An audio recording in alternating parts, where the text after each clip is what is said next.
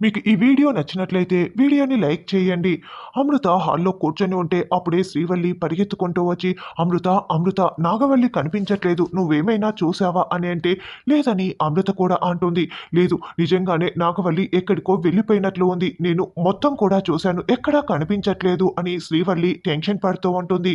అప్పుడే గంగ అక్కడికి వచ్చి, ఏమైందమ్మా, ఎందుకలా కంగారు పడిపోతున్నావు అని ప్రశ్నిస్తూ ఉంటే, శివ ఏమో తింటూ హాల్లోకి వస్తుంది. నాగవల్లి కనిపించట్లేదన్నయ్యా. ఇండ్లంతా కూడా చూశాను, బయట చూశాను, ఎక్కడికి వెళ్ళిందో అర్థం కావటం లేదు.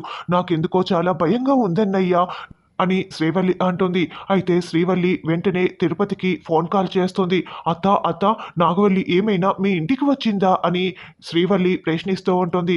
మా ఇంటికే వస్తే నేను హారతి ఇచ్చి ఇంటి కోడలుగా ఇంట్లోకి రప్పించుకుంటాను కదా, ఇక్కడికి రాలేదే, ఏమైందని తిరుపతి అంటుంది.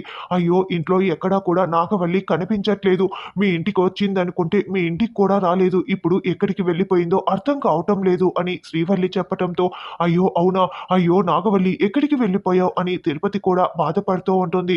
ఇక గంగ బుల్లెట్ వేసుకొని చెల్లెళ్ళు శివ అందరూ కూడా బుల్లెట్లో నాగవల్లి కోసం రోడ్డుపైకి వచ్చి తిరుగుతూ వెతుకుతూ ఉంటారు. అయితే నాగవల్లి రోడ్లో నడుచుకుంటూ బాధపడుతూ వెళ్తూ ఉంటుంది.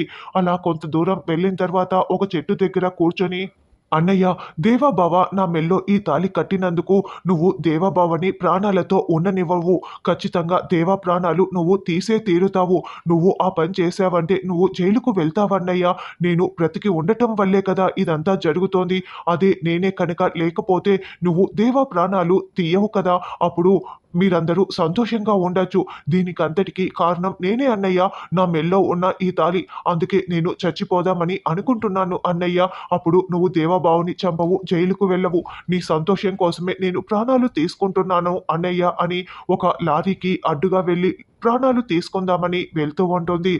మరి నాగవల్లికి యాక్సిడెంట్ అవుతుందా, లేకుంటే ఈ లోపలే గంగ వాళ్ళు వచ్చి కాపాడతారా అన్నది రానున్న ఎపిసోడ్లో తెలుసుకుందాం.